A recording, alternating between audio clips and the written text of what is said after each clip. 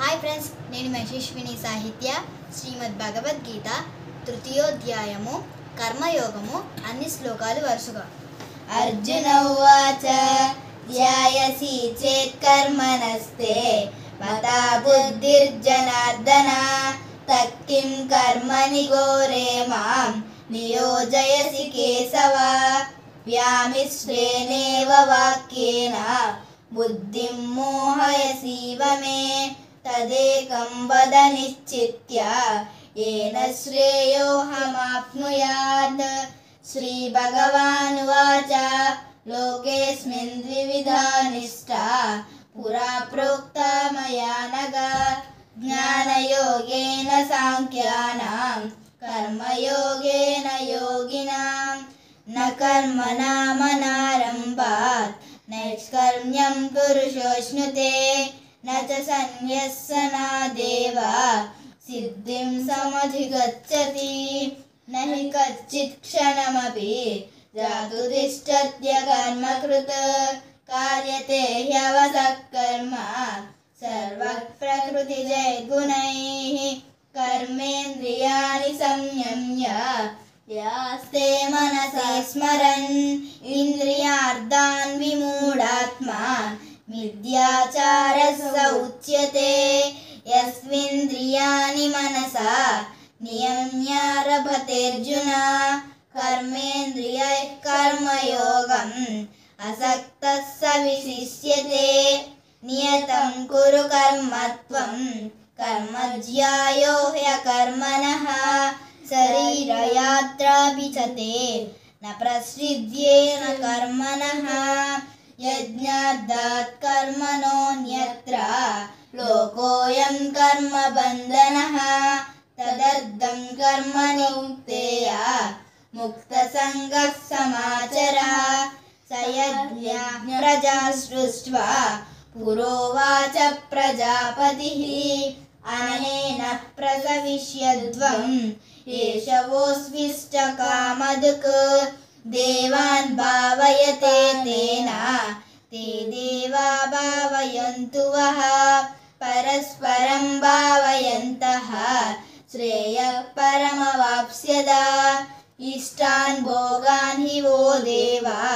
దాస్యంతే యజ్ఞభావితాః తైర్దత్తానా ప్రదాయేభ్యో యో భుంక్తేస్తేన ఏవ సః యజ్ఞశిష్టాసినః సంతః ముంచన్తే సర్వకిల్బిషైః భుంజన్తే త్వగమం పాపా ఏ పంచత్యాత్మకారణాత్ అన్నాద్ భవంతి భూతాని పర్జన్యాదన్న సంభవః యజ్ఞాద్ భవతి పర్జన్యో యజ్ఞః కర్మ సముద్భవః కర్మ బ్రహ్మోద్భవం విద్ధి బ్రహ్మాక్షర సముద్భవం తస్మాత్ సర్వగతం బ్రహ్మ నియతం నిత్యం యజ్ఞే ప్రతిష్ఠితం ఏవం ప్రవర్తితం చక్రం నానువర్తయతి హయః ఆగాయిరింద్రియారేమో మోగం పార్థ సజీవతి యస్తత్వాత్మారతిరేవ స్యాత్ ఆత్మదృక్తచ్చ మానవః ఆత్మన్యేవ చ సంతుష్టః తస్య కార్యం న విద్యతే నైవ తస్య కృతేనార్ధః న కృతేనేహ కశ్చన న చాస్య సర్వభూతేషు కచ్చిదర్తవ్యపాశ్రయః తస్మాదసక్త సతతం కార్యం కర్మ సమాచరః అసక్తో హ్యాచరన్ కర్మ పరమాప్నోతి పూరుషః కర్మణైవ హి సంసిద్ధ్యం ఆస్థితా జనకాదయః లోకసంగ్రహమేవాపి సంపశ్యన్ కర్తుమర్హసి యద్యదాచరతి శ్రేష్ఠః తత్తదేవేతరో జనః తస్య యత్ ప్రమాణం కురుతే లోకస్తదనువర్తతే न मे पार्थास्ति कर्तव्यं त्रिलोकेषु किञ्चन नानवाप्तमवाप्तव्यं वर्त एव च कर्मणि यदि ह्यवन्न वर्तेयं जातु कर्मण्यतन्द्रितः मम वर्त्मानुवर्तन्ते मनुष्याः पार्थ सर्वशः उत्सीदेयुरिमे लोकाः न कुर्यां कर्म चेदहं शङ्करस्य च कर्ता स्याम् उपहन्यामि मा प्रजाः सक्ताः कर्मण्य विद्वांसो यथा कुर्वन्ति भारत कुर्याद् विद्वांस्तदा सक्तः चिकीर्षुर्लोकसङ्ग्रहं न बुद्धिभेदं जनयेत् अज्ञानां कर्मसङ्गिनां जोषयेत् सर्वकर्माणि विद्वान् युक्तः समाचरन् प्रकृते क्रियमाणानि गुणैः कर्माणि सर्वशः अहङ्कारविमूढात्मा कर्ताहमिति मन्यते तत्त्ववित्तु महाबाहो गुणकर्मविभागयोः गुणागुणेषु वर्तन्त इति मत्वा न सज्जते प्रकृतेर्गुणसम्मूढाः सज्जन्ते गुणकर्मसु तान् कृत्स्नविदो मन्दान् कृत्स्नविन्न विचालयेत् मयि सर्वाणि कर्माणि सन्न्यस्याध्यात्मचेतसा निराशीर्निर्ममो भूत्वा युध्यस्व विगतज्वरः ये मे मतमिदं नित्यम् अनुतिष्ठन्ति मानवाः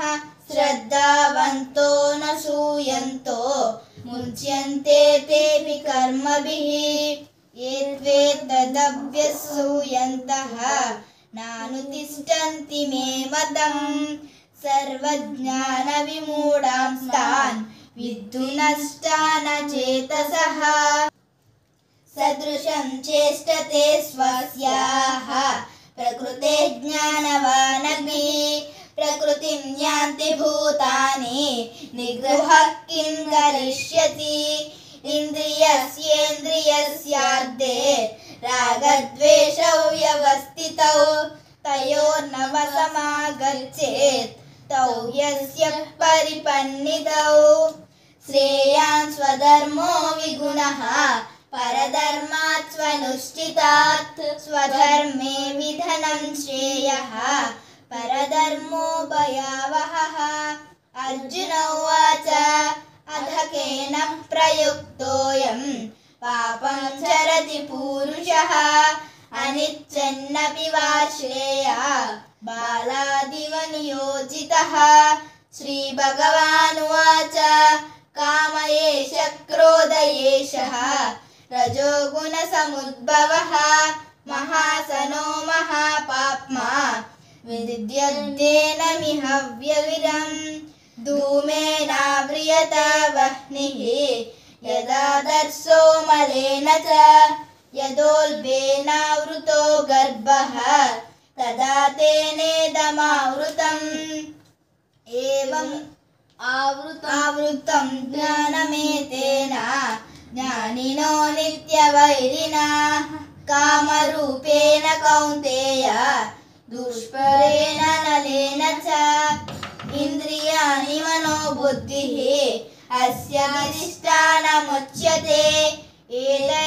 एतैर्विमोहयत्येष